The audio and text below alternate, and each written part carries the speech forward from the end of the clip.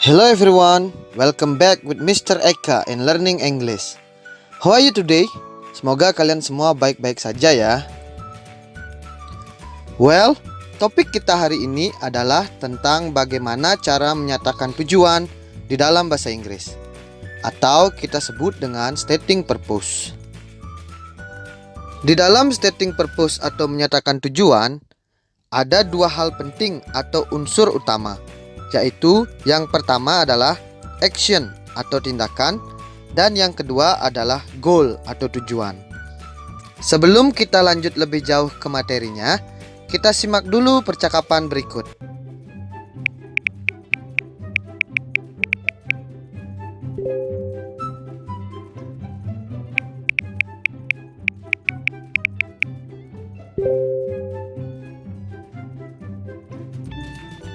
Well, kira-kira seperti ini isi dalam percakapan tadi. There are two people here, there are Sasa and Reni. Di dalam percakapan tersebut, Sasa menanyakan kabar Reni, dan ternyata Reni sedang sakit. Lalu Sasa bilang, "You need to go to the doctor in order to get well soon." Kalimat di atas berasal dari dua klausa bebas.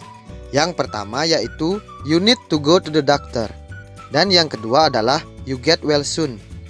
Untuk membuat klausa bebas ini menjadi kalimat yang utuh, kita memerlukan kata penghubung atau conjunction.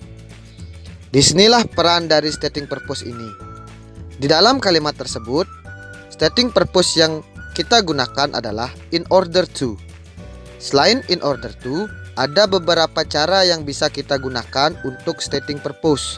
Mari kita simak ke slide selanjutnya. There are three ways to state purpose. Yang pertama menggunakan to, yang kedua menggunakan in order to, lalu yang terakhir menggunakan so that. Sebenarnya ada cara lain yang bisa kita gunakan, tapi kali ini kita fokus ke tiga cara ini saja ya anak-anak.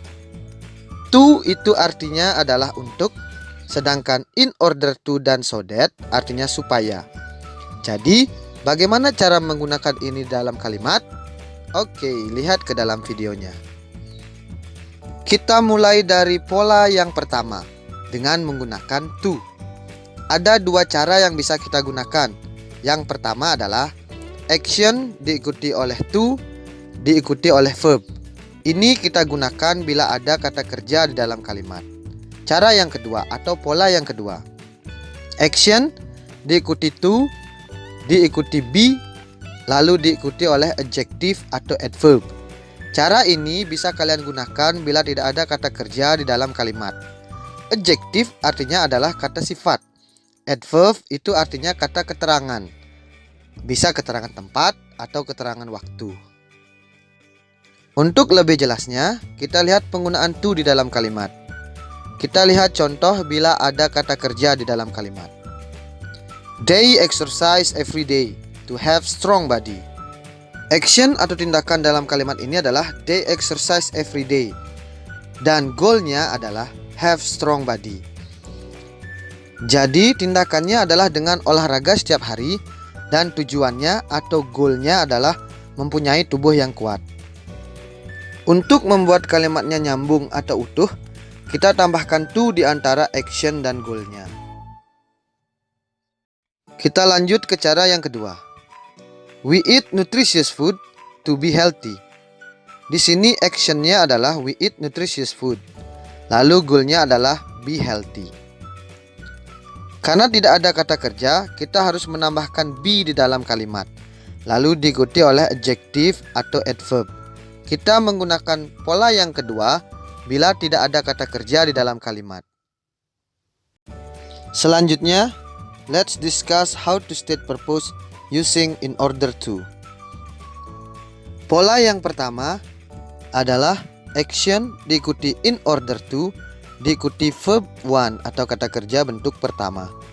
Yang kedua, action diikuti in order to, diikuti be, lalu diikuti oleh adverb atau adjective. Yang ketiga, in order to diikuti oleh verb one atau bisa juga diikuti oleh be bila tidak ada kata kerja di dalam kalimat tersebut, lalu diikuti oleh adjective atau adverb. lalu actionnya. Yang terakhir atau yang keempat, action diikuti oleh in order not to, lalu diikuti oleh verb one. Well, kita mulai penjelasannya dari pola action diikuti in order to, lalu diikuti oleh verb one atau kata kerja bentuk pertama. Di sini ada contoh kalimat, she joins cooking class in order to cook deliciously at home. Ini sebenarnya mirip dengan pola yang pertama atau pola menggunakan to. Kita hanya perlu menambahkan in order sebelum to-nya. Kita lihat contoh selanjutnya. Menggunakan pola action diikuti in order to, diikuti be, lalu diikuti oleh adjective atau adverb. We should go now in order to be there on time.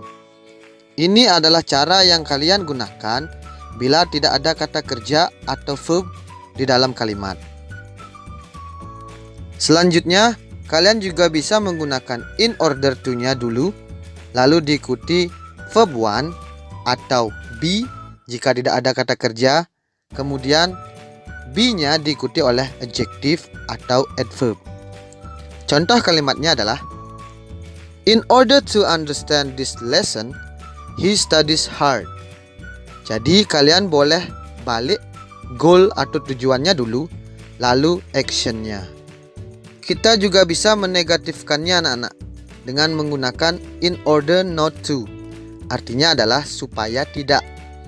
Polanya kita tinggal menambahkan not di antara order dan to. Kita lihat contohnya di dalam kalimat. I set an alarm on my phone in order not to oversleep. Saya memasang alarm di HP saya supaya tidak terlambat bangun. Seperti itu contohnya anak-anak. Next, let's discuss how to state purpose using so that. Polanya adalah yang pertama, action diikuti so that, diikuti subject, lalu diikuti model.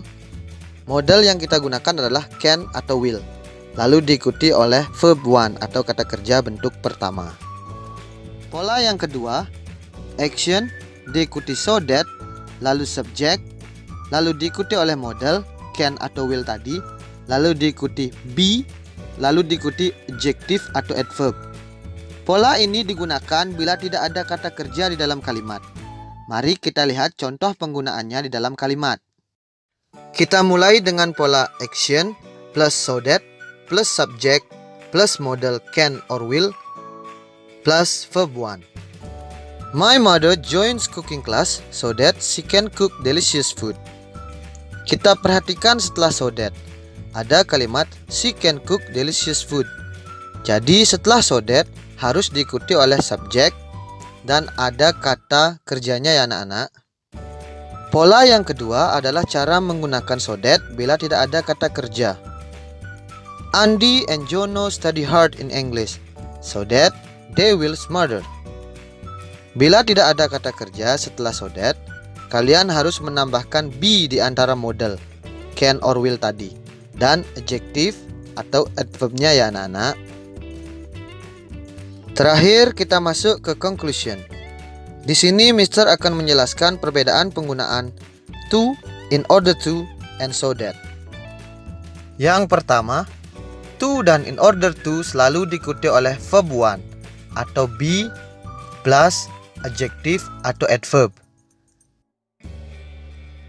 Yang kedua, so that diikuti subject, lalu diikuti model can atau will tadi, lalu diikuti oleh verb one, atau bisa juga ditambahkan dengan be bila tidak ada kata kerja, lalu diikuti oleh adjective atau adverb. Well, that's our lesson today. Semoga kalian bisa lebih memahami tentang stating purpose ya anak-anak. Thank you for watching and see you on the next video. Bye bye.